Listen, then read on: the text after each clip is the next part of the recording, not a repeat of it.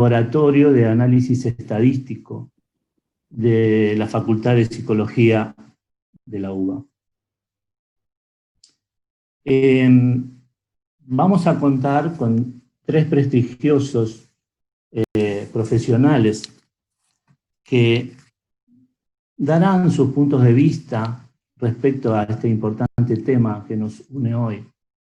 Pero antes de ello, quería comentarles un poco respecto a la creación de este laboratorio de análisis estadístico. Vivimos en un mundo en el cual estamos absolutamente bombardeados de información numérica, de información obtenida a partir de la aplicación de distintos métodos estadísticos. La extraordinaria capacidad actual de evaluación, digamos, de información, la enorme capacidad de cálculo que hoy nos permiten las computadoras y las técnicas estadísticas disponibles, hace que el crecimiento y la evolución de estos haya tomado una dinámica extraordinaria. Desde siempre, el análisis estadístico de datos fue un recurso fundamental en la investigación académica. Ni hablar en lo que tiene que ver con la evaluación y creación de políticas públicas o la ejecución de proyectos tanto públicos o privados. Pero nos encontramos hoy ante la necesidad de contar y democratizar, diría yo también, el conocimiento estadístico, el conocimiento de lo que implica el procesamiento de datos y de información. El desarrollo exponencial, o sea, esta enorme capacidad de cálculo que se ha desarrollado a partir de, digamos, de la modernización extraordinaria del área informática, fue acompañada también con el desarrollo de nuevas metodologías estadísticas y de análisis de datos que hoy, aun cuando nosotros no tenemos posibilidad de verlo directamente, están influenciando nuestra vida en forma extraordinaria. Entonces, métodos como Machine Learning o modelos de Network Analysis o de los estudios de Big Data o minería de datos, están revolucionando, digamos, la interacción entre los individuos y ni que hablar la economía. Todo esto, por supuesto, tiene un efecto importante también en lo que es el ámbito académico. Y nosotros venimos viendo desde hace un tiempo la necesidad de proponer o de promover dentro del ámbito de la Facultad de Psicología estos lineamientos. O sea, la necesidad de que los nuevos profesionales, aquellos que se dedican a la investigación, tengan la posibilidad de contar con las herramientas hoy disponibles, tanto para el análisis de datos como para la interpretación de los mismos. Entonces, a partir de estas ideas que presentamos al decano de nuestra facultad, el profesor Biglieri, al secretario de investigación también, el doctor Echevers, hicimos llegar una propuesta que fue muy bien recibida y a partir de abril entonces hemos podido crear. Tenemos en marcha, aún con estas limitaciones actuales debidas a las razones que todos conocemos, hemos podido poner en marcha este laboratorio. Un poco las exposiciones de los 3 speakers que tenemos el día de hoy mostrarán los lineamientos generales de hacia dónde hemos decidido ir con este laboratorio de análisis estadístico. Pero quería, antes de pasarle la palabra a nuestros invitados, hacerles un breve repaso conceptual de hacia dónde pretendemos orientar las actividades del laboratorio. El Laboratorio de Análisis Estadístico de la Facultad de Psicología va a brindar asesoramiento estadístico a los equipos de investigación de la facultad. Va a realizar análisis estadísticos sobre bases de datos de investigaciones a requerimiento de los equipos de investigación.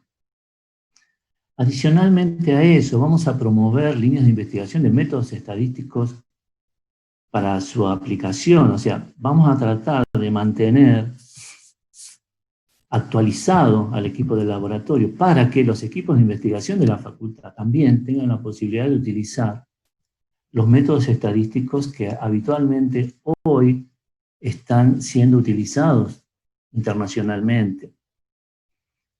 Vamos a desarrollar actividades de capacitación en la aplicación de estos métodos estadísticos, cosas que ya venimos haciendo a partir del programa de actualización de métodos estadísticos aplicados a la investigación, que tenemos desde el año 2013, creo ya, en marcha en la Secretaría de Posgrado de nuestra facultad.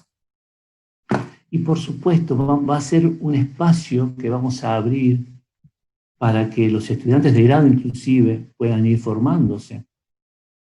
Por ejemplo, en lo que tiene que ver con el aprendizaje del software R, que hoy es la herramienta que está imponiéndose en todos los ámbitos para hacer este análisis estadístico. También pensamos, y podrá verse en las exposiciones que escucharemos en unos minutos más, en tener una fuerte interacción hacia afuera de la facultad, con otras facultades de nuestra universidad, con otras universidades del país, de la región y también de otras partes del mundo, como es el caso de los trabajos que vamos a hacer, o que ya tenemos en marcha con la Universidad de Berna, la Universidad de Trier, que contará un poco el profesor Grosse y otro poco Martín. También creemos, como pensamos que la universidad debe tener una importante inserción social y permitir que lo académico tenga una influencia positiva en el quehacer cotidiano de los individuos, también tenemos la idea de generar convenios con organizaciones, tanto públicas como privadas, que nosotros sabemos que pueden requerir de del producto que nosotros podemos brindar. Y un poco eso también nos va a comentar Héctor, de la Fundación AILE, fundación con la cual también venimos trabajando desde hace un tiempo. Creo que sería conveniente no dilatar más la posibilidad que nos brinda este simposio de escuchar a nuestros invitados. Vamos a tener 3 exposiciones, como les decía, de 15 minutos de duración cada una de ellas, y al finalizar cada exposición tendremos la posibilidad de hacer consultas. A los efectos de organizar lo mejor posible esto, y dadas las limitaciones que tiene esta actividad, lo que les propongo es que si durante una exposición ustedes sienten la necesidad de hacer una consulta, que la escriban en el chat. Entonces, Rocío y Nicolás, que están ayudándonos en la organización, chequearán y veremos de que los expositores puedan evacuar esas consultas. Al terminar las 3 exposiciones, vamos a abrir otra ronda de consultas generales y a partir de las inquietudes que vayan sido generadas en este simposio. Vamos a comenzar entonces con la exposición del doctor Martin Grosse Holford. El doctor Holford es profesor asociado de la Universidad de Berna, en Suiza. Es investigador a cargo del área de psicología del Psychosomatic Competence Center, Insel Hospital, en Berna, Suiza. Es presidente de la Society for Psychotherapy Research. Bueno, tiene más de 140 artículos publicados en revistas científicas de primer nivel.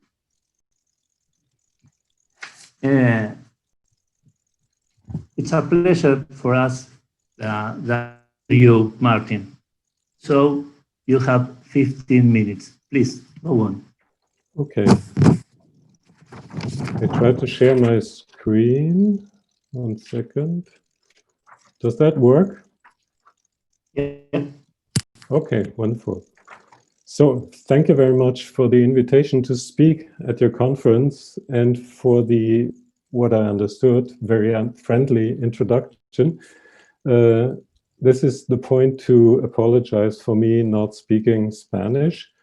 I think half a year in a high school was not enough to understand very much Spanish.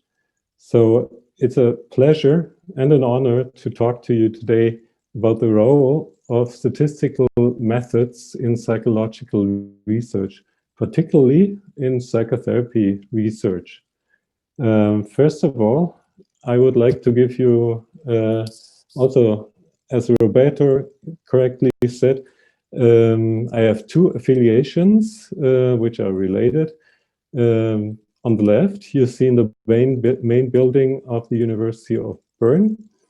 That is my one affiliation. I'm an associate professor in the psychology department. And on the right-hand side, you see the Psychosomatic Competence Center of the Insel Hospital, which is the medical hospital of the University of Bern, called the Lurie building.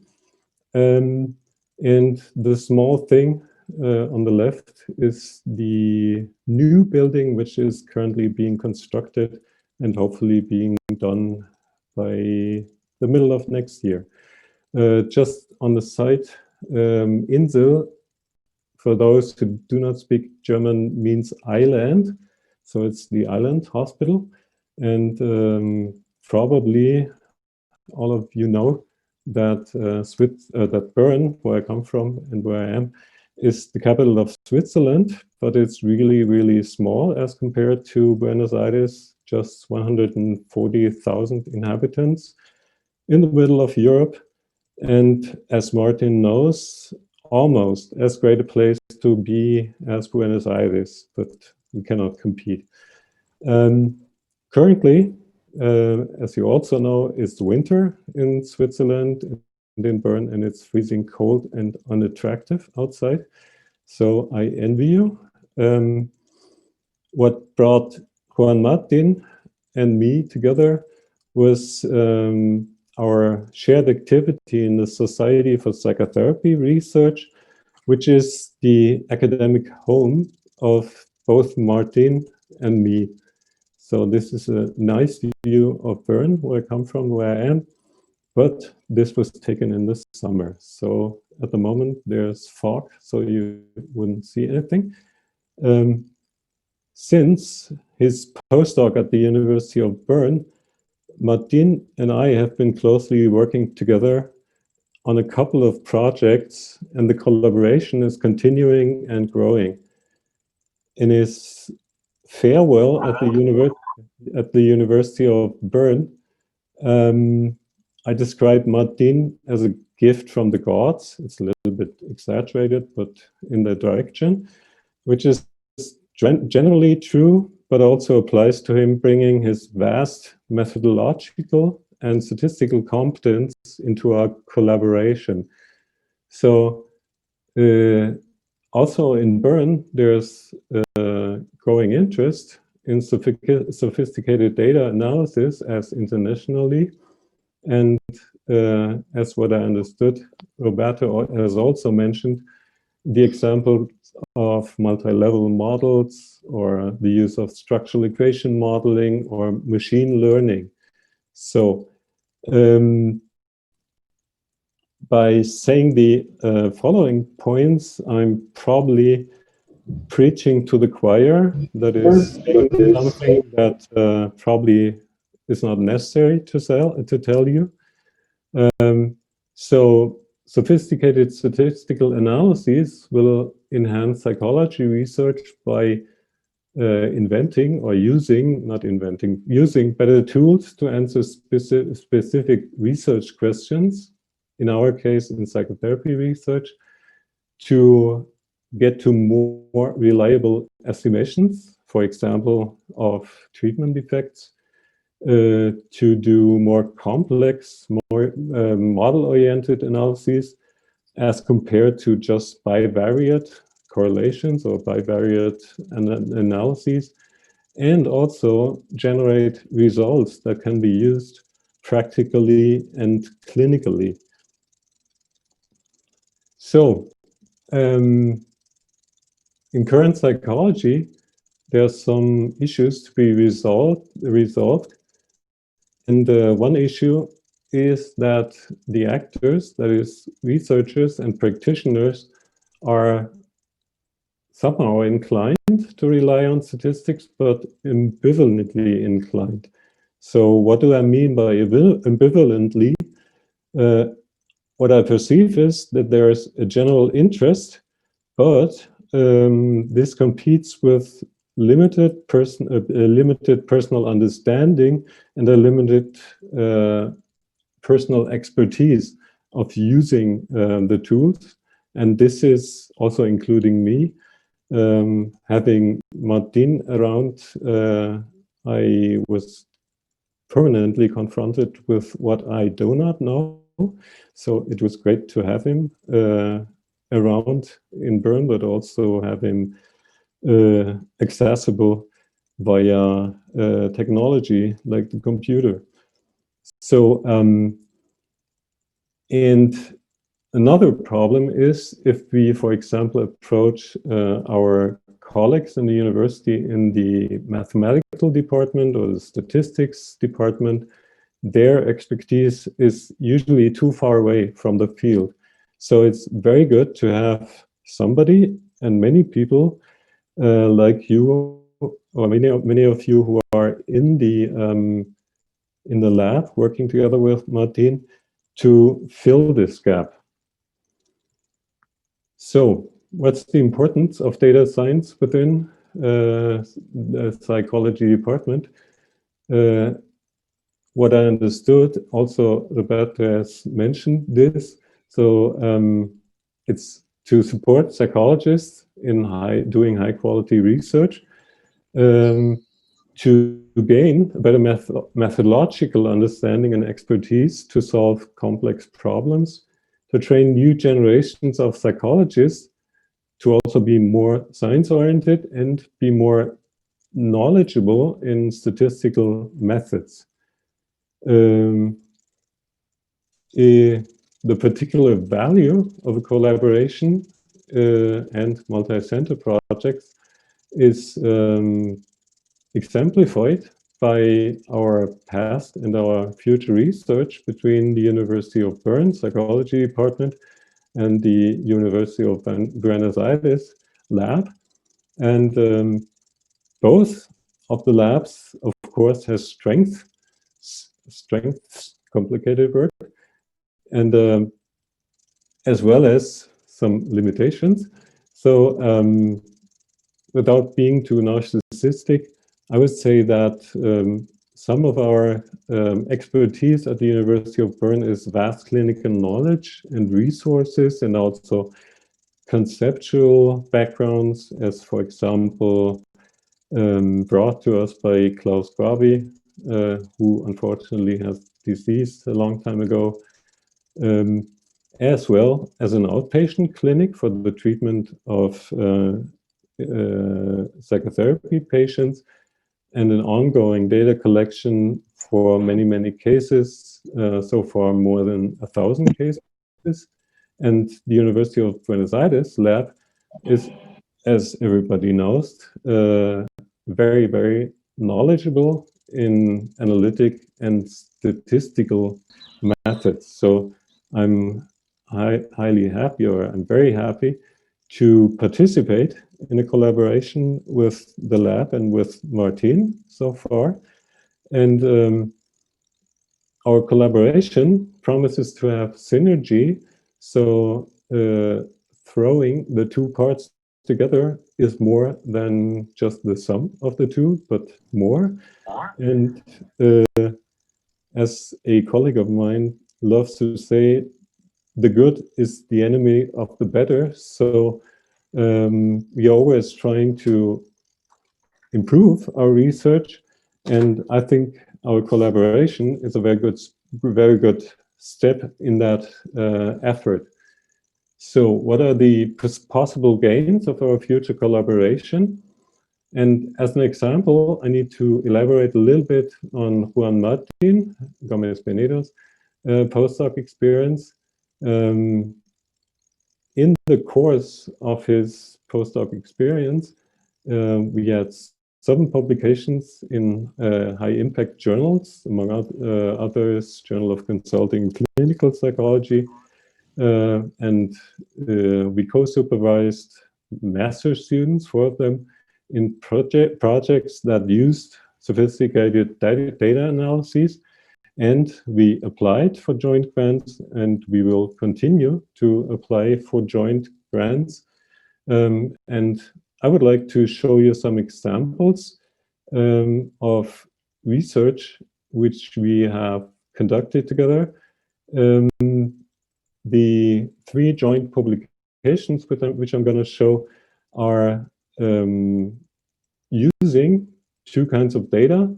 The first 2 are using the data of a randomized controlled trial that me and colleagues conducted at the University of Zurich, which was comparing an integrative psychotherapy with a cognitive behavioral therapy, which was funded by the Swiss National Science Foundation. And the second kind of data set is a large naturalistic sample of psychosomatic inpatients at the University Hospital in Bern, the Laurie Hospital, which you saw, which is particularly focused on the treatment of patients with chronic pain. So in the first publication, we looked at, or we asked, which patients would benefit more from an improved therapeutic alliance. And to make things short, we found out that particularly patients suffering from low interpersonal agency and problems with submissiveness profited most from a good alliance. And this was possible to answer because of the highly sophisticated methods that Martin applied. The second publication looked at self-associations, so what people associated with themselves, either explicitly by expressing or using words, or by implicitly kind of automatized, and analyzing this as a risk factor for deterioration after outpatient psychotherapy. To also make things short, we found that patients with a greater explicit than implicit negative self-association showed worse long-term outcomes at the end of follow-up and in the rate of change during follow-up. And the third publication, which I'd like to mention, was with more than 400 inpatients, as I said, psychosomatic inpatients with chronic pain, who underwent a 3-week treatment, inpatient treatment, and who also completed a couple of questionnaires. And we used, or actually Juan Martin used network analyses, and we found the expected associations with between depressive and anxiety pain symptoms. We found several associations between depression and pain interference, and particularly lacks of being cheerful and of laughing had the greatest associations with pain interference, and was really important in terms of centrality within the networks. So this was a kind of, or supported the idea that in the treatment of chronic pain, you shouldn't only focus on symptoms, psychosomatic symptoms, but you should also try to increase the positive effect that patients are experiencing. So we are also working together, trying to get money, so get funds.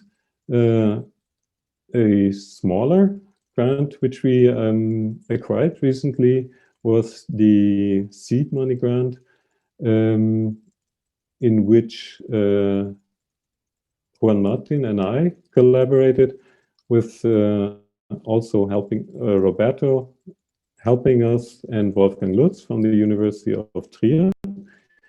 And this collaboration is on the enhancement of evidence-based treatments, treatment personalization in psychotherapy based on monitoring patients' clinical development. So, as I said, this is a very good start, but we will continue applying for grants and try to get larger grants, which among others will be derived on the basis of this funding.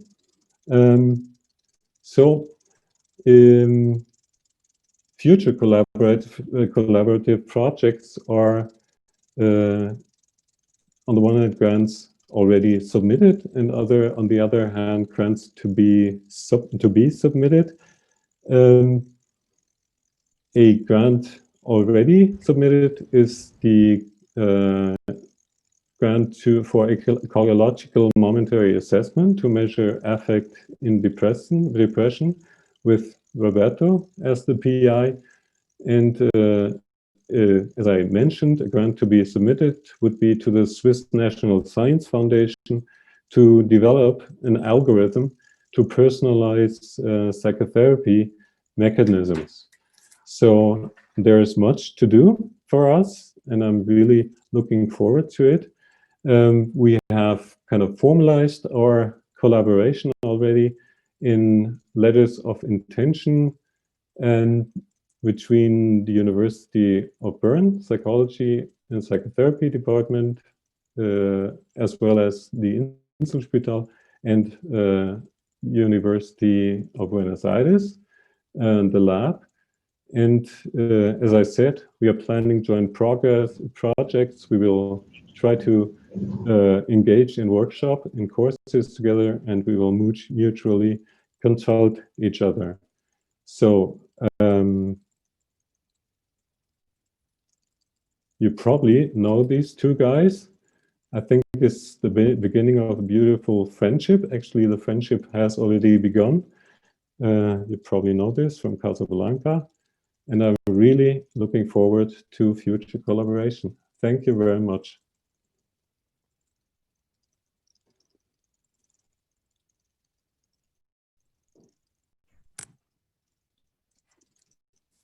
Okay, thank you very much, Martin, for your presentation. Any question? Tenemos, sí, creo que merece un gran aplauso nuestro interlocutor de hoy, nuestro primer expositor. Thank you. Voy a mirar el chat un minuto. Aquí tenemos en el chat, there's a question for you, Martin, from Javier Fernandez Alvarez. Can you read it? Yep. Okay. So, oops, it's disappearing again. So it's, maybe I read it to everybody. I would like to know your opinion about how the increasing use of open source software like R is shaping, how it's disappearing again, the field of research and how this will impact the future of the disciplines. I think the use of open source softwares like R is really supporting sophisticated analysis, supporting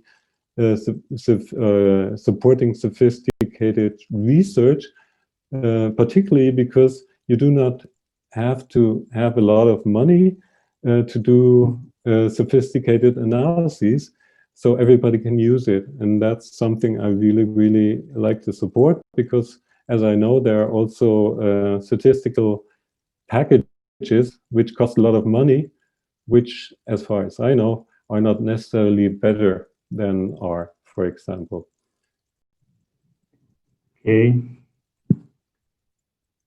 Well, there is a question in Spanish, Martin. Mm-hmm. Can you help? Okay. Can you help Martin, Juan Martín? Would you like me to translate? ¿Crees que la traduzca, Roberto? Sí, dale. Dice, so Martin, the question is, within the collaboration between the two sides, are you planning to do some sort of interchange or possibilities to have work experience there? This would be great. This would definitely be great. I would be highly open for this opportunity. And actually, we have discussed that already. And I would be very much in favor to also institutionalize a similar exchange between, for example, graduate students going both ways. So maybe you, Juan Martín, want to add something. Sí, quisiera hacer una observación respecto a esto también. Juan Martín Gómez Penedo ha hecho su postdoc allí en la Universidad de Berna. Y así que ahí tenemos un ejemplo de intercambio. En el ámbito del laboratorio, nosotros estamos pensando que todas las colaboraciones o proyectos en conjunto que se hagan con otras universidades u otros organismos tengan contemplada la posibilidad de los intercambios. En el caso de la Universidad de Berna y el INSEAD Hospital que Martín ha mencionado, el decano de nuestra facultad ha recibido cartas de intención en las cuales se pone de manifiesto el interés en colaborar, ¿no?, que tienen estas instituciones suizas con el laboratorio de análisis estadístico. Así que esta es una posibilidad que queda abierta, que depende, por supuesto, también de un montón de otros factores, más allá de la voluntad de cada uno, ¿no? Vamos a chequear. María Florencia Rossi pregunta en Spanish, but this is a question for us, Martin. Quería saber si hay equipos trabajando en ciencia de datos y psicología educacional, que es mi área de interés. Yo personalmente no sé si en ese área particular hay trabajando equipos en esto. Lo que sí puedo decir que el Laboratorio de Análisis Estadística tiene entre sus funciones la de asesorar a todos aquellos equipos de investigación que quieran iniciarse en lo que es el análisis de datos. Porque justamente entendemos que en nuestro ámbito, en la Argentina, en Buenos Aires, esto debe empezar a crecer, ¿sí? Entonces, justamente lo que buscamos es ver si podemos propiciar que esto vaya ocurriendo. Le agradecemos al profesor Grosser Holzford y vamos a pasar entonces a la próxima charla. Thank you, Martin. You're most welcome. Thank you. Okay. Ahora es el turno de Juan Martín Gómez Penedo. Bueno, yo tengo un speech acá para presentarlo a él, formal, pero bueno, Martín es el otro motor del laboratorio de análisis estadístico, ¿no? O sea, él y yo venimos hace un tiempo viendo las posibilidades de concretar este espacio, y hoy vemos la posibilidad de que esto va creciendo lentamente pero sostenidamente. Martín es el subdirector del laboratorio de análisis estadístico. A mí me toca en este momento la dirección del mismo. Es investigador asistente en CONICET, está a cargo de un equipo de investigación en psicología clínica, EIPSI, y bueno, ha hecho trabajos postdoctorales, como ya quedó dicho, en la Universidad de Berna, en la Universidad de Zúrich, en la Universidad de Trier, y también algunos trabajos de investigación en la Universidad de Massachusetts, en Estados Unidos. Martín es un pibe muy joven, pero tiene más de 40 artículos en revistas científicas indexadas de primer nivel. Aparte de todo eso, es de la primer camada del programa de actualización en métodos estadísticos aplicado a la investigación en psicología. Él es uno de los 4 pioneros que hicieron ese programa de actualización. Así que, nada, para mí es un gusto pasarle la palabra y escucharte, Martín. Pero tenés 15 minutos nada más. Bueno, muchas gracias, Roberto. Ahí comparto pantalla. Ahí va. Bueno, ahí pueden verla bien. ¿Sí? Perfecto. Bueno, Roberto, muchas gracias por la presentación.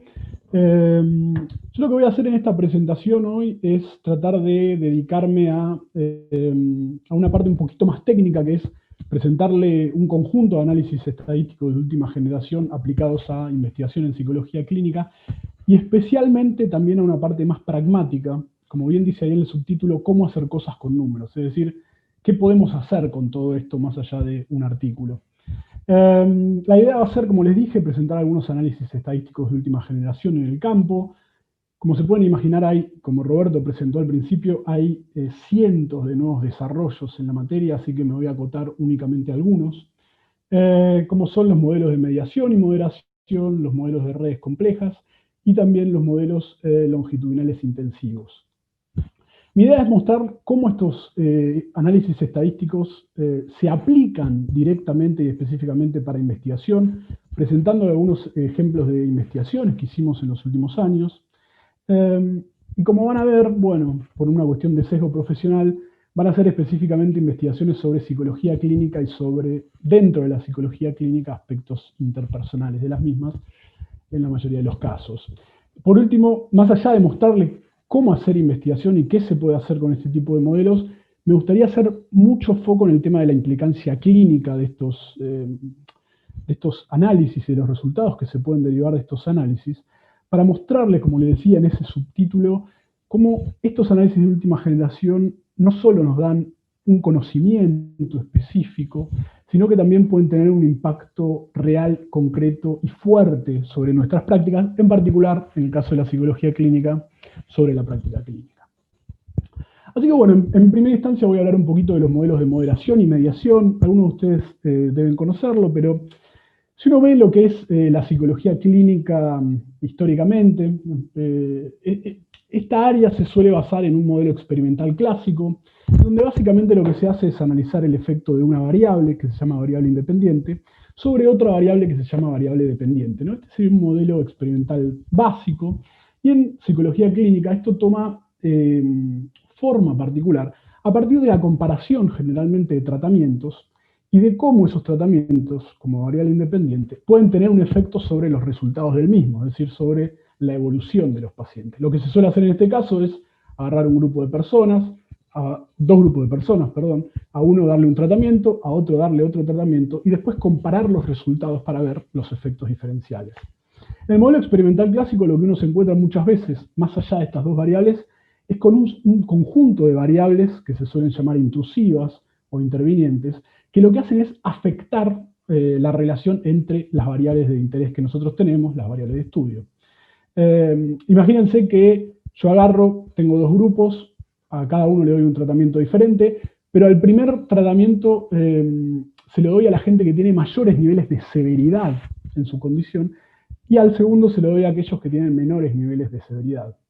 En ese caso, lo que puede pasar es que aquellos con mayores niveles de severidad tengan mucho más espacio para poder mejorar, y por ende al final presenten mejores resultados, no por el tratamiento, sino por esa variable intrusiva. Entonces, lo que hacen los modelos experimentales generalmente es tratar de controlar por el efecto de esas variables intrusivas, aislando el efecto entre la variable independiente y la variable dependiente. Los modelos de moderación y mediación van un paso más allá. Lo que tratan de hacer es ver a la realidad como un fenómeno multivariado, es decir, que no está compuesto por relaciones individuales entre variables específicas, sino un complejo de variables que se interrelacionan entre sí, y donde los efectos causales tienen su ocurrencia. Entonces, lo que hacen los modelos de moderación y mediación es incorporar a las variables intervinientes en vez de controlarlas, para poder crear modelos de realidad mucho más complejos, que a mi entender, y bueno, es lo que voy a tratar de presentarles hoy, tienen a su vez implicancias prácticas e implicancias clínicas mucho más valiosas. Los análisis de moderación, específicamente, siguiendo el modelo variable independiente, variable dependiente, lo que hacen es incorporar una tercera variable, llamada moderadora, que lo que hace es, de alguna manera, intensificar o reducir el efecto de la variable independiente sobre la dependiente. Un ejemplo chiquito y clásico con este modelo de tratamientos y su efecto sobre los resultados es las características de los pacientes. Es decir, la forma que tienen los pacientes de ser al principio de un tratamiento puede moderar el efecto del abordaje sobre los resultados, haciendo que algunos pacientes respondan mucho mejor al tratamiento que otros, o que algunos pacientes respondan mejor a un tratamiento que otro abordaje. Este es uno de los ejemplos que les voy a presentar hoy de una investigación que hicimos con gente de la Universidad de Massachusetts, que ahí Roberto comentó, en donde lo que hicimos fue comparar dos tratamientos para bulimia nerviosa, y analizamos a los problemas interpersonales de los pacientes al principio del tratamiento como un moderador de dicho efecto. Este es el gráfico que presentan los resultados, como pueden ver está en inglés, pero bueno, se los voy a explicar. En este gráfico tenemos pacientes tratados con terapia cognitiva versus terapia interpersonal, en gris terapia cognitiva, en negro terapia interpersonal. En el eje vertical tenemos la probabilidad de que el paciente tenga un cambio clínicamente significativo al finalizar el tratamiento. Y en el eje horizontal tenemos los niveles de agencia interpersonal del paciente. Esto es algo que Martin explicó, pero básicamente es en qué medida un paciente tiende a ser dominante, yendo de conductas extremadamente dominantes a conductas extremadamente sumisas en sus relaciones interpersonales. Y lo que podemos ver en este estudio es que, a pesar de que los dos tratamientos presentaban resultados idénticos al finalizar el abordaje, aquellos pacientes que fueron tratados con terapia cognitiva y presentaban altos niveles de sumisión, tendrían a responder mucho mejor al tratamiento cognitivo que aquellos pacientes que eran altamente dominantes. Por el contrario, pacientes tratados en la condición interpersonal respondieron mucho peor al abordaje al tener características de extrema sumisión en sus relaciones, mientras que respondieron mucho mejor al tratamiento cuando tenían características mucho más dominantes.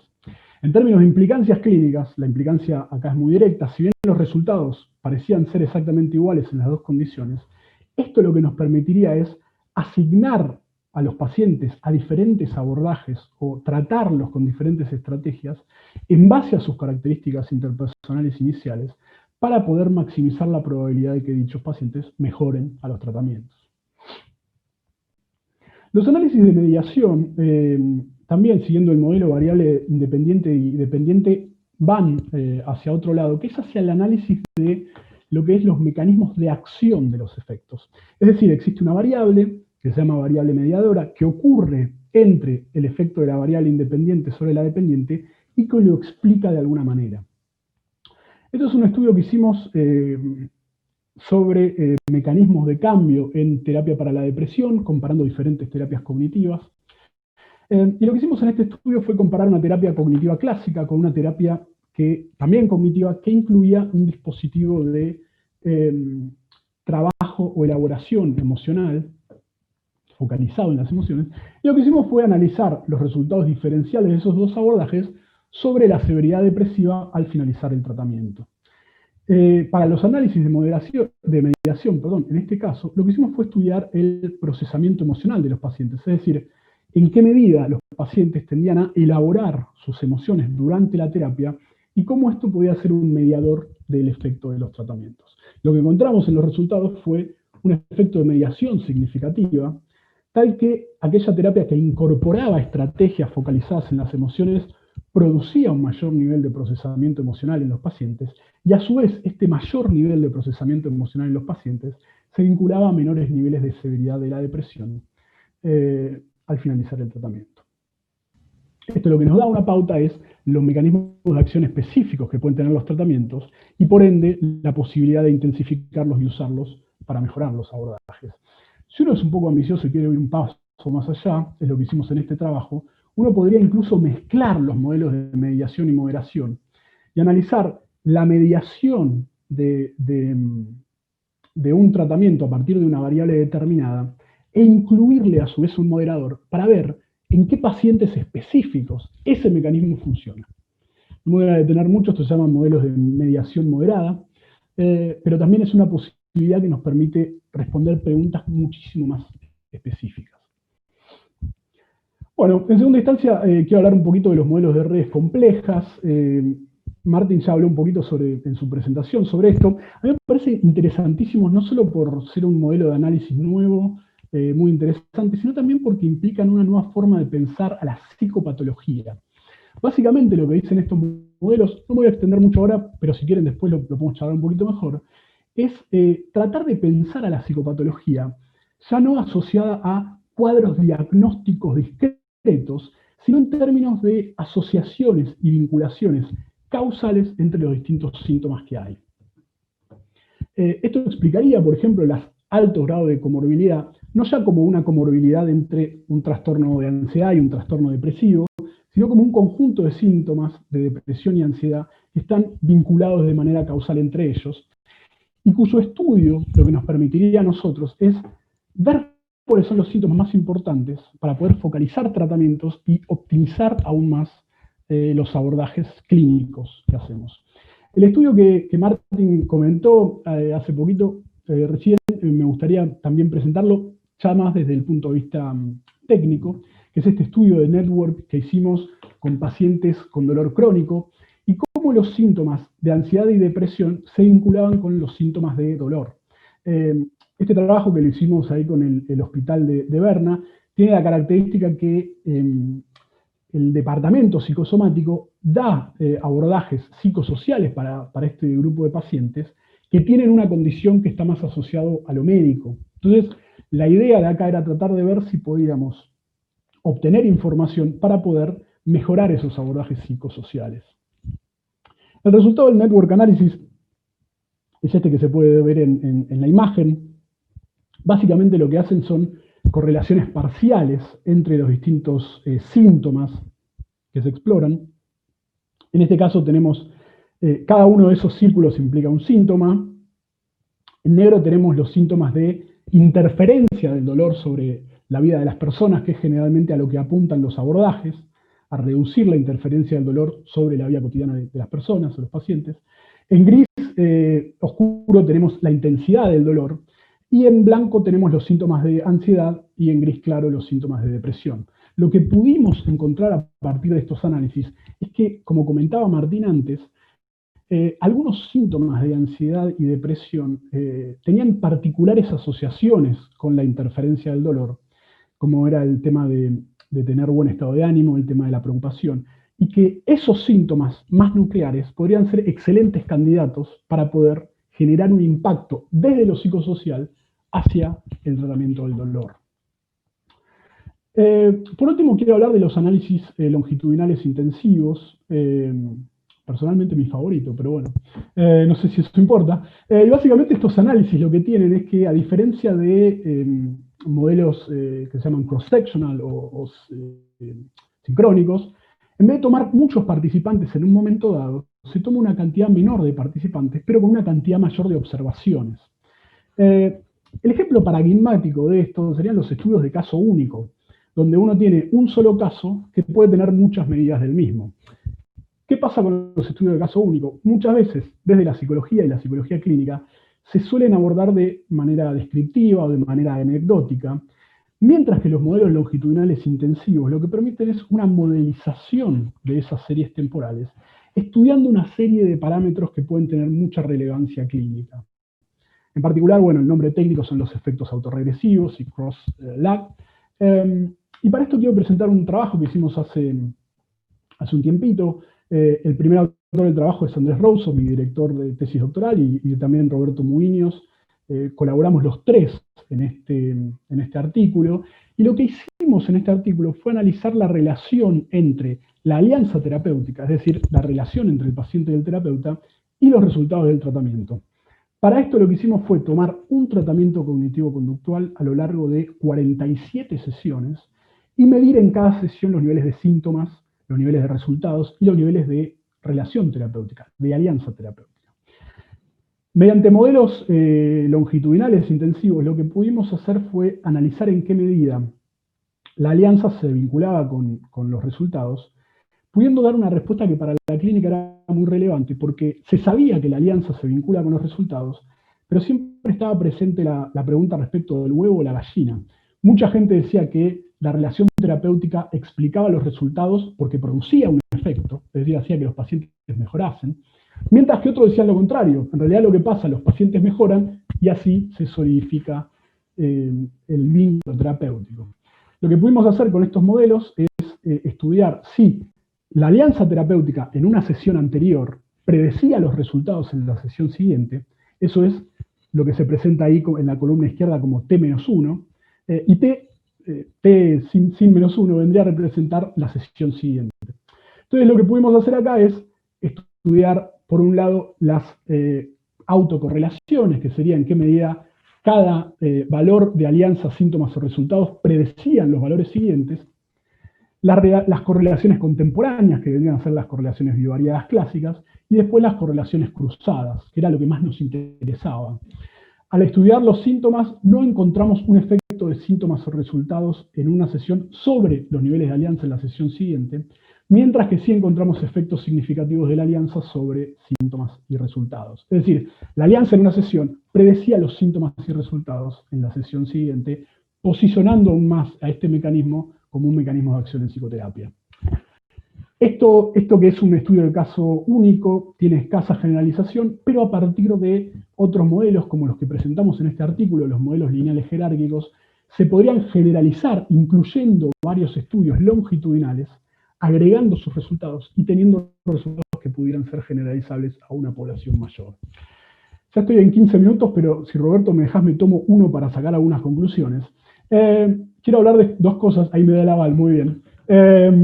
Primero quiero hablar en términos de lo que para mí son los alcances fundamentales de estos modelos analíticos modernos.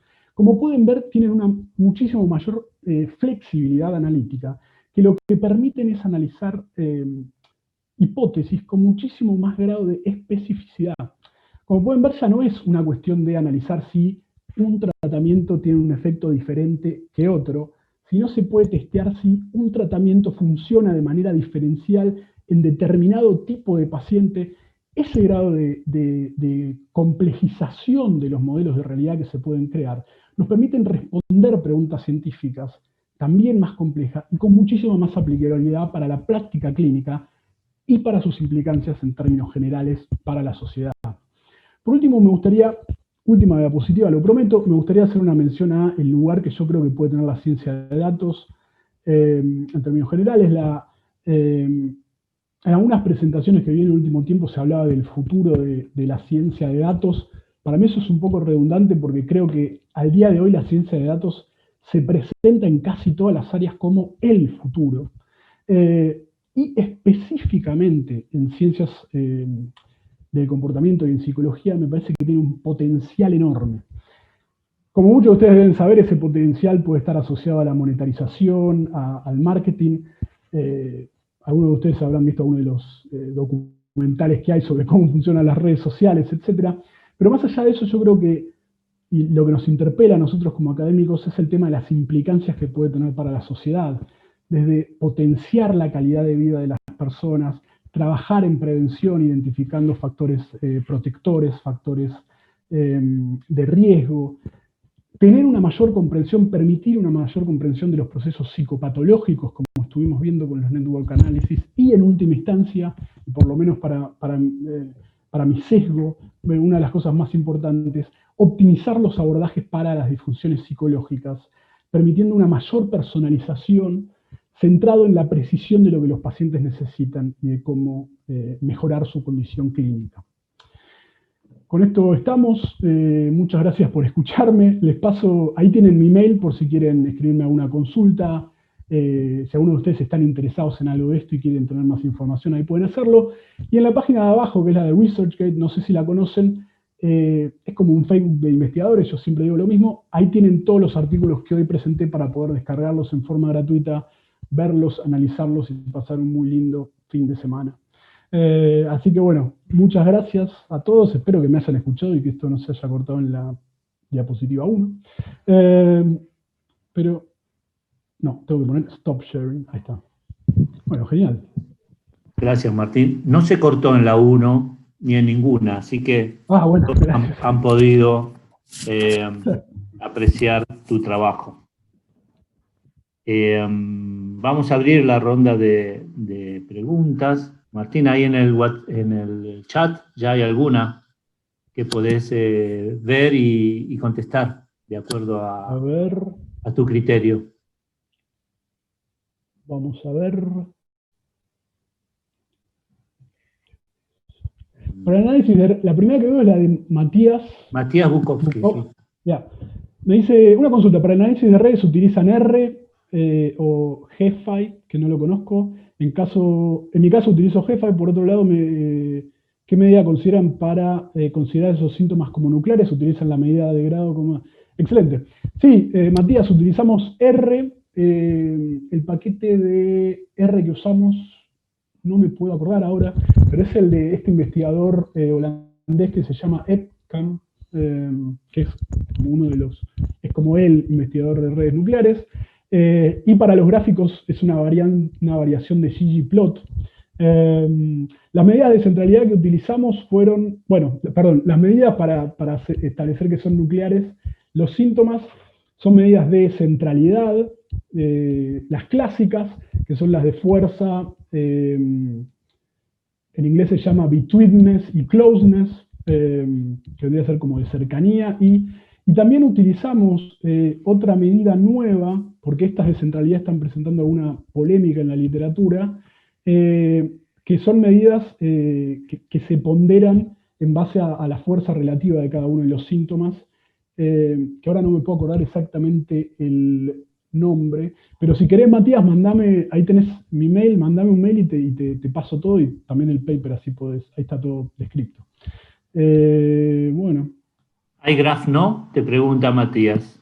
Sí, exactamente. iGraph, si no recuerdo mal, es el paquete que hizo este señor Epcam para poder, mediante ggplot, hacer los gráficos de redes. Tengo otra de Samantha Leiva. ¿Tenemos tiempo, Roberto? Dale, sí. Estos modelos que implican realizar muchas comparaciones requieren necesariamente muestras muy grandes. La pregunta de la muestra es como la pregunta de todo un metodólogo, y de todo es un tema muy complejo. Lo que te puedo decir es que depende mucho del tipo de análisis que se utiliza. Por eso vos hablás de modelos, es un poco genérico, y depende también de lo que se llama la potencia o poder estadístico que uno quiere alcanzar. Para el caso de las redes neurales hay reglas de, creo que se llama en inglés reglas de pulgar o algo así, que vendrían a hacer cálculos rápidos de cantidad de participantes por nodos que se incluyen en las networks. Y para los modelos longitudinales, generalmente, lo que se requiere es hay como una especie de tensión entre la cantidad de observaciones que hay y la cantidad de participantes. Cuantas más observaciones hay, más fácil es poder modelizar los modelos contando con menos casos. Pero bueno, lamentablemente, me duele un poco Samantha, pero la respuesta para esto es súper específica en términos de lo que se quiere hacer del modelo y también de las variables de estudio y de la fuerza esperada que hay para el efecto. Sí. Bien. No veo nada más, Martín, así que te agradecemos, te damos tu merecido aplauso. Muchas gracias. El aplauso virtual, lo veo ahí. Claro, el aplauso virtual. Y vamos a pasar a nuestro último expositor de esta mañana. Bueno, es un placer para mí presentar al doctor Héctor Manuel Fernández Álvarez, que va a cerrar este simposio. Héctor es miembro fundador y presidente honorario de la Fundación AIGLE. Es director del Centro de Investigación en Psicoterapia, también de esta fundación. Director de la carrera de especialización en Psicoterapia Integrativa Cognitiva de la Fundación, que la Fundación tiene con la Universidad Nacional de Mar del Plata. Docente de posgrado de universidades por Latinoamérica y España, y también con una vasta bibliografía publicada. Muchas gracias, Héctor, por participar con nosotros, y es un gusto para mí darte la palabra. Te escuchamos. Estás muteado, Héctor, en este momento.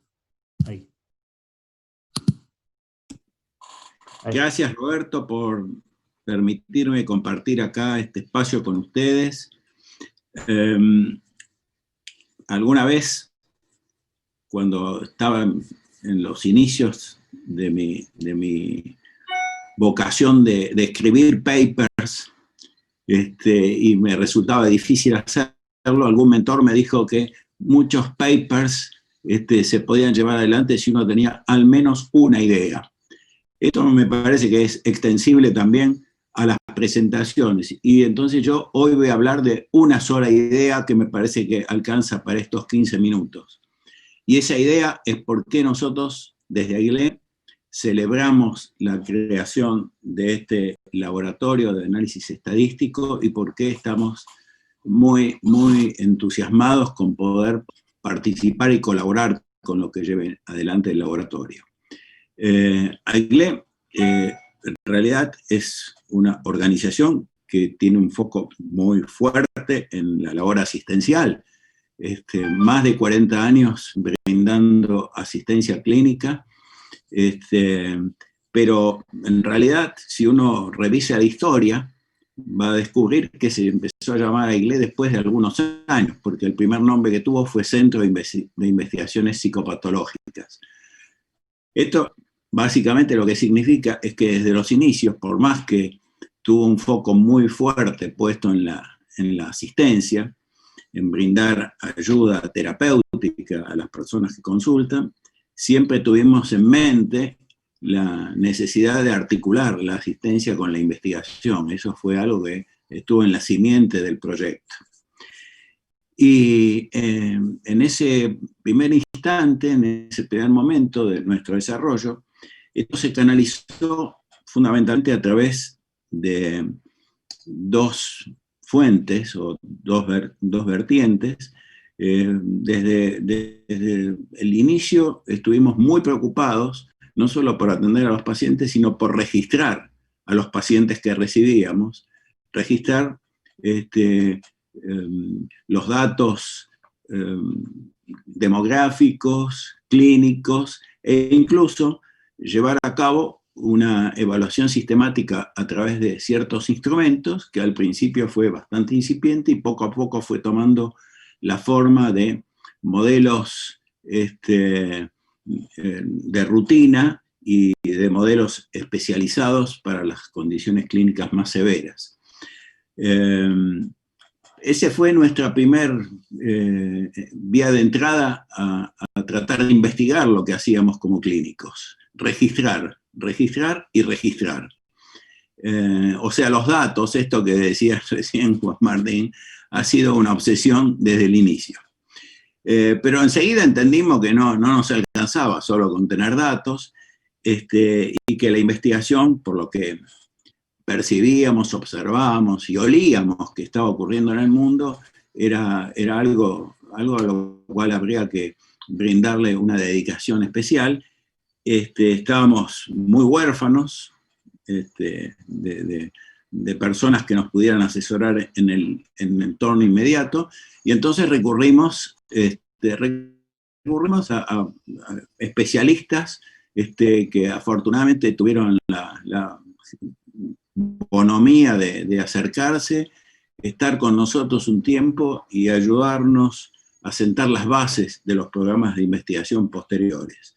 Sucesivamente, en los comienzos de la década del 90, recibimos a David Orlinsky, a Clara Hill y a Larry Butel y otros, pero cito a estos tres porque cada uno de ellos nos dio las llaves para tres aspectos que son complementarios y articulados en el desarrollo de lo que llevamos a cabo. Orlinsky, David básicamente nos dio las bases acerca de cómo había que pensar el programa de investigación en general, cómo ubicarse, cuáles eran todas las variables que formaban parte de este modelo genérico de la psicoterapia que intentábamos desarrollar. Clara Hill nos acercó en relación con la investigación cuáles podían ser las bases de un buen programa de entrenamiento, de un buen programa de formación y entrenamiento, que hoy en día ya tiene más de 20 años, está muy extendido, y no solo está extendido en nuestro entorno inmediato, sino en todo el país. Tenemos en este momento más de 2.000 personas entrenadas en este modelo. Y por último, Larry fue fundamental en el sentido que fue el que más trabajó como un albañil junto a nosotros, y bueno, más que un albañil, como un capataz, digamos.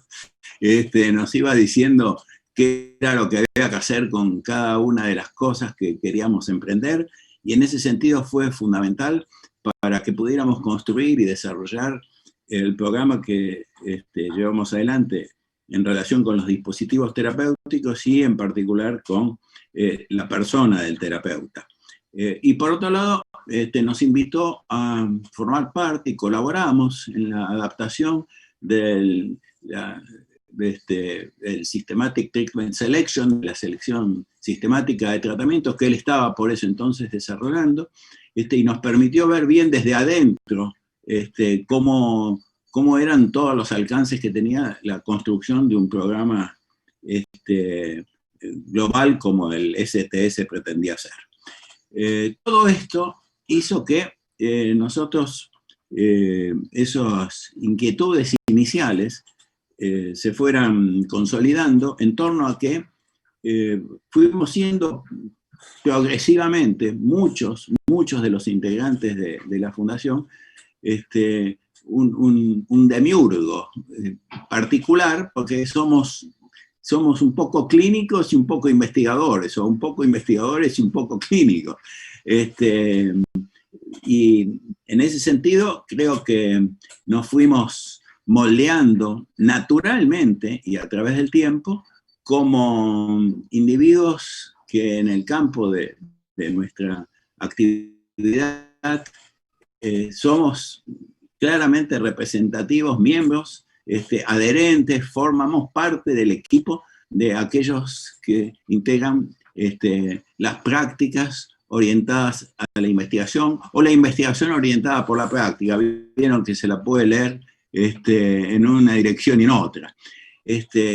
O sea que cuando empezó a tomar forma, ya en los últimos 10 años, esto en el sentido de un movimiento definido, en ese sentido ha cumplido un papel fundamentalísimo Louis Castonguay, cuando empezó a tomar forma definida el POR, para nosotros no era ninguna novedad, era lo que hacíamos en el día a día y lo que seguimos haciendo en el día a día. Por eso también pusimos mucha dedicación, hicimos un esfuerzo grande para construir un número especial de la revista que estábamos editando, que era la Revista Argentina de Clínica Psicológica. Esto lo publicamos en el año 2018 y creo que ha sido una contribución significativa acerca de desarrollo sobre la práctica orientada por la investigación o la investigación orientada por la práctica en muchos países, porque la verdad que logramos la contribución de mucha gente que ayudó a la diseminación de esta idea en nuestro territorio. ¿Qué fue lo que ocurrió en este último periodo? ¿Y cómo nos conectamos con el proyecto de este laboratorio? Seguimos avanzando en nuestro interés por conocer mejor cómo funciona la psicoterapia, que había sido el kit fundamental que estaba en nuestras inquietudes desde el inicio. ¿Cómo funciona la psicoterapia? Y en ese sentido,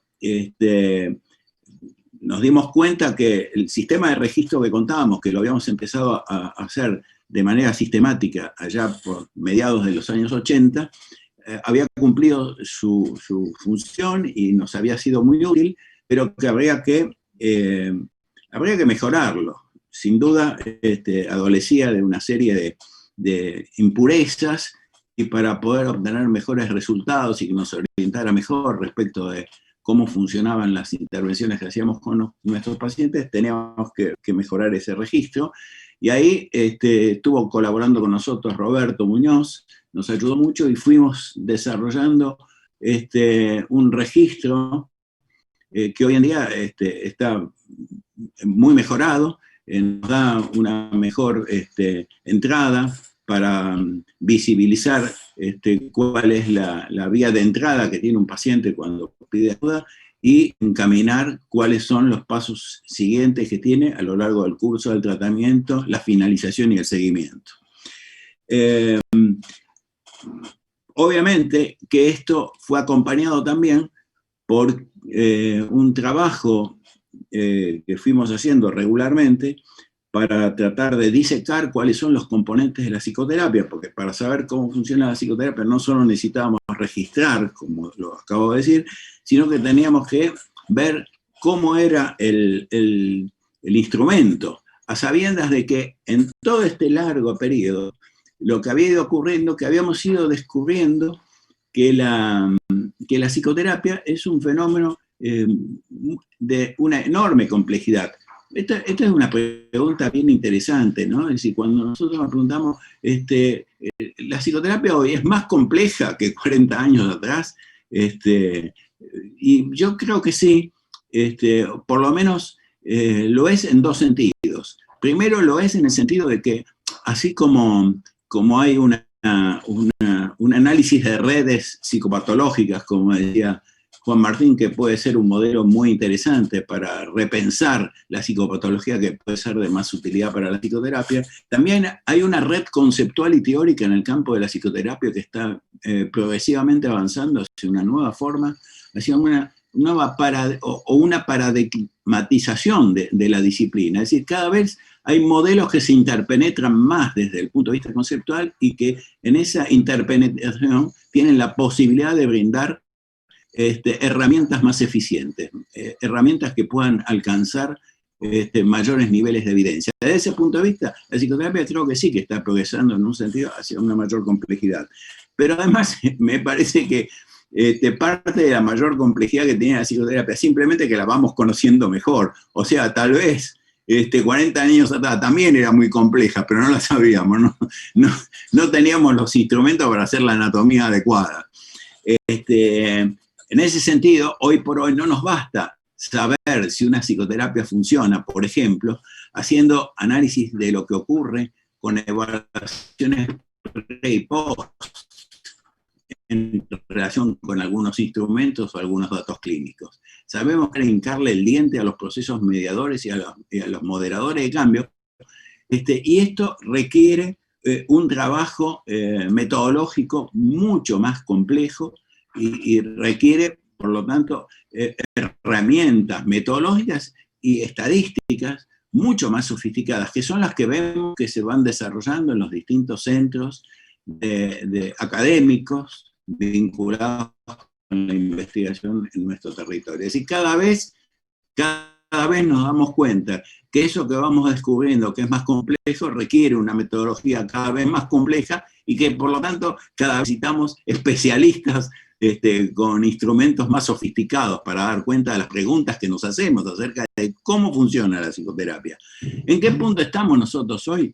Nosotros en el punto que estamos es que, como les decía, tenemos un sistema de registro que agrupa históricamente varios miles de pacientes, y van ingresando todos los años un número bastante importante, un registro digitalizado que está funcionando muy bien. Tenemos también datos provenientes de evaluaciones de procesos terapéuticos de manera sistemática. Estamos haciendo evaluación de los procesos de manera sistemática y también evaluaciones de los seguimientos de todos los pacientes que se atienden en la red. Por lo tanto, tenemos en ese sentido la posibilidad de hacer un tracking de qué ocurre con un número elevadísimo de pacientes a lo largo de distintos tipos de intervenciones. Todo eso lo vamos procesando con los recursos que tenemos disponibles. Pero, como ustedes imaginarán, llegando al final de esta presentación, entenderán por qué celebramos la creación de este laboratorio en la universidad y por qué pensamos recurrir al laboratorio,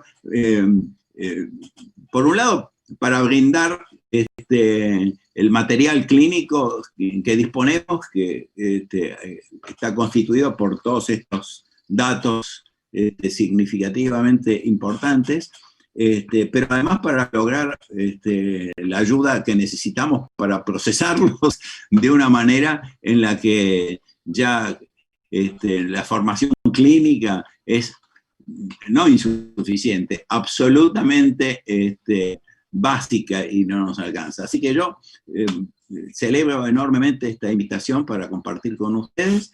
Espero no haberme pasado con el tiempo, Roberto, creo que estamos ahí. Quedan unos poquititos minutos y fantástico que se haya creado este laboratorio.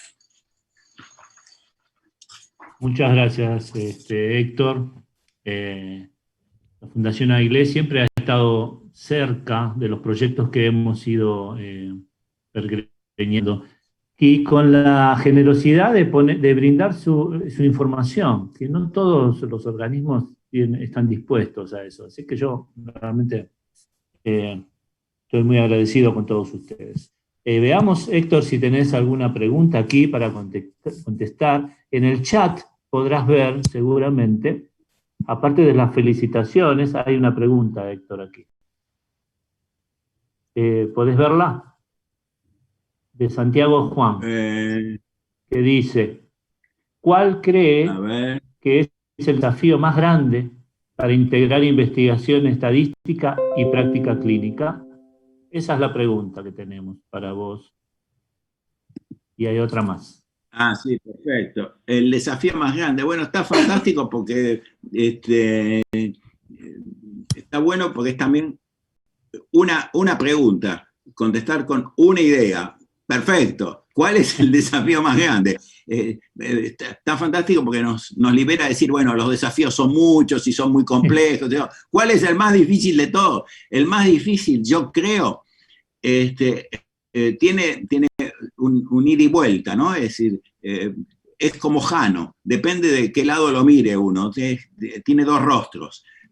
Uno es visto desde el rostro del investigador y otro visto desde el rostro del clínico. Por eso que cuanto más se los puede integrar, mejor, pero al mismo tiempo es inevitable con el desarrollo de la complejidad que estoy diciendo, que cuanto más integrados están, de todas maneras, tienen especialidades diferentes, ¿no es cierto?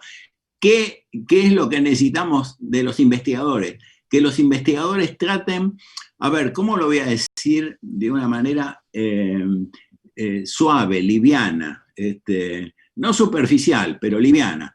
Que los investigadores empaticen con las necesidades que tienen los clínicos, de modo tal de que cuando hablan, cuando dicen, cuando escriben, cuando muestran, traten de hacerlo en el universo.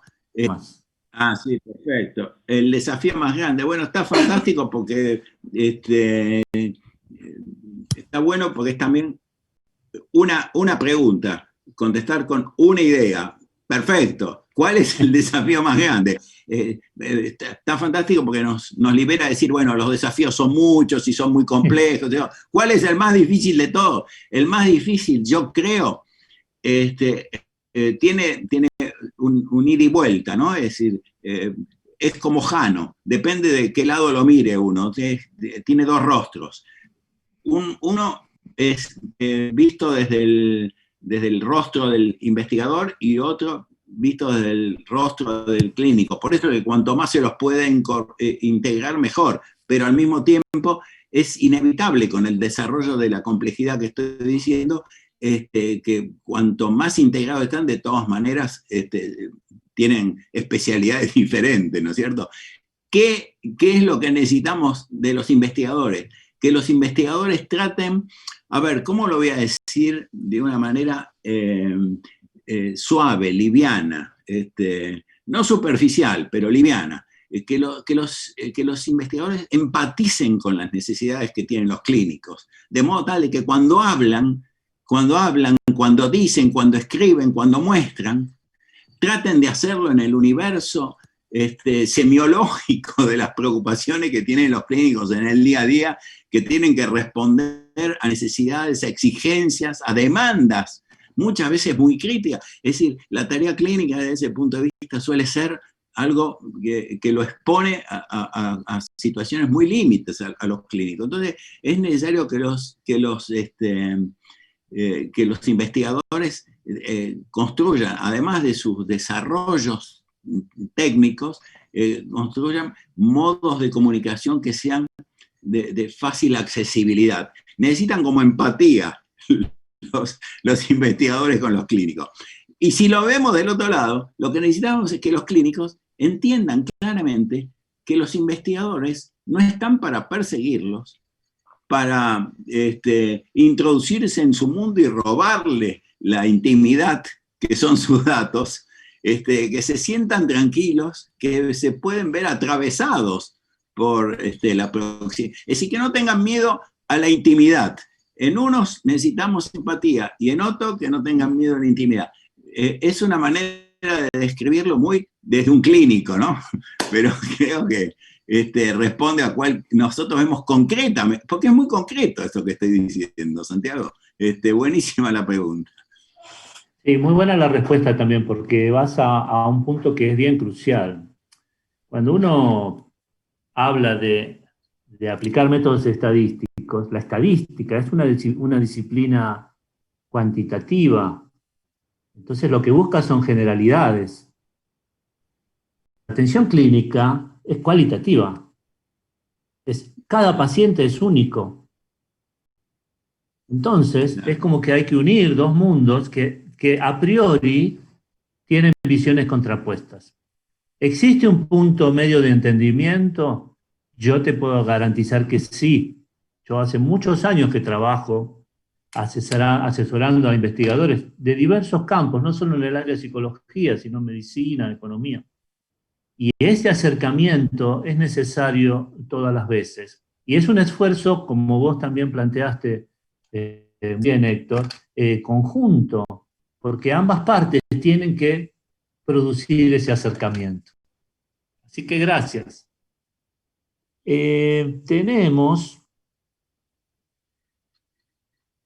Hay una pregunta, bueno, hay preguntas sobre el laboratorio, pero Héctor, hay otra pregunta antes de responder yo cómo se puede participar en el laboratorio. Hay una pregunta que a mí me excede, porque quizás tenga más que ver con el ámbito de ustedes. La ética investigación psicológica es fundamental. No sé si alguno de los participantes, expositores, quiere hacer algún comentario respecto a esto. Yo capaz puedo decir algo, Roberto. Dale, Juan Martín. Sí, definitivamente. O sea, la respuesta es sí. La respuesta es fundamental al trabajar con seres humanos. Definitivamente tenemos que tener en cuenta la dimensión ética, los proyectos de investigación. Todos los proyectos de investigación que presentamos hoy, antes de poder realizarse, pasaron por un comité de ética donde se evaluó la ética y definitivamente es una dimensión fundamental. Andrés Rousos, a quien mencioné antes, escribió un libro entero sobre conductas responsables en psicología, así que les recomiendo referirse a eso, pero definitivamente tiene un rol fundamental. No está tan asociado específicamente al tema de la ciencia de datos, sino que es algo más genérico de la investigación. Para mí es un tema fundamental y que siempre hay que tener en cuenta. Hay un vínculo de la ética con la ciencia de datos o con la aplicación de la estadística también, que tiene que ver con las buenas prácticas. La transparencia La transparencia y las buenas prácticas. Como toda disciplina que a uno se le ocurre, hay una forma correcta y adecuada de ejercerla y de aplicarla. La estadística no escapa a eso. Y en este caso, la ética sería, o vendría por el lado de la responsabilidad de aplicar las prácticas en la forma adecuada. Yo les digo que cotidianamente vemos que esto no ocurre. Porque el hecho de estar bombardeados de información absolutamente numérica, absolutamente contradictoria, no puede explicarse de otra forma que no sea las utilizaciones no totalmente correctas de los métodos estadísticos. Así que esto no es ética, investigación psicológica, sino yo diría en general en lo que es la aplicación de esta disciplina. Sí, y déjame hacer una nota ahí, Roberto. Ahora en los últimos pocos años existió una tendencia muy marcada y creciente en la investigación en psicología, específicamente en psicología clínica, que es a la preregistración de los análisis de las hipótesis. Esto ya se hacía para diseños experimentales, pero ahora se hace también específicamente para observacionales, en donde uno no puede hacer esto que se llama p-hacking, que es básicamente testear todo y si hay algo significativo publicarlo, porque eso incluye sesgos, creo que decía Roberto, sino preregistrar antes de hacer toda la investigación las hipótesis para después testearlas, y eso tiene que ver con la transparencia que decía Roberto. Lamentablemente estamos ya superando el tiempo que nos han dado en el Congreso, así que vamos a ir cerrando. Hay una serie de inquietudes vinculadas a cómo colaborar o cómo poder acercarse al laboratorio siendo estudiante y demás. Nuestra intención es ir acercando propuestas que haremos públicas, por supuesto, a todos los integrantes de la comunidad, en principio de la Facultad de Psicología, y más en general, como dijimos en su momento. Así que estén atentos, porque también pensamos en la incorporación de personas interesadas para que vayan formándose y puedan participar en nuestras actividades. Porque la idea es eso, es generar un núcleo creciente de individuos que puedan formarse y desarrollar toda esta impronta que nosotros vemos creciente y de gran importancia. Así que con eso quiero dar cierre, quiero volver a agradecer a los expositores. Muchas gracias, Juan Martín. Muchas gracias, Héctor. Thank you very much, Martin Gross, for your presentation. We hope to see you in our country if the world situation improves, you know? I will come. I'll be back. Okay. Y también quiero cerrar agradeciendo a las autoridades de la Facultad de Psicología por la oportunidad que nos dan de llevar adelante este proyecto del Laboratorio de Análisis Estadístico. Puntualmente al decano, al profesor Jorge Biglieri, y al secretario de Investigación, profesor Echevers, que siempre nos han apoyado con estas ideas que en algún momento nos dijeron que parecían ideas locas, pero que hoy van empezando lentamente a concretarse. Así que yo les agradezco a todos su participación y su presencia, y sabrán de nosotros. Que tengan un muy lindo fin de semana. Gracias.